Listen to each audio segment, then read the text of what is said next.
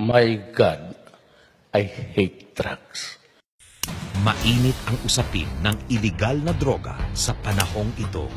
Sinusunog ng bawal na gamot ang matinong kamalayan ng lipunan.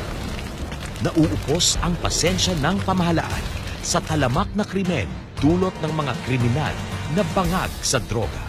Humahalakhak ang halimaw na drug lords at narcopolitics sa pagkamal ng salapi at kapangyarihang kapalit ng mga biktima ng droga na nabubuang na.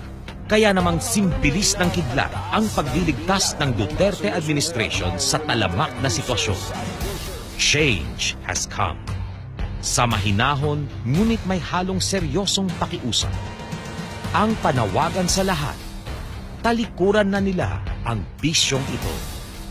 Samantala, sa mga palaban na kriminal, umuusok naman ang aksyon ng mga alagad ng batas upang masugpo ang kinasasangkutan nilang salot na droga. Pinatutunayan ng pamahalaan na kailangang manaig ang kabutihan laban sa kasamaan sa lahat ng wastong paraan.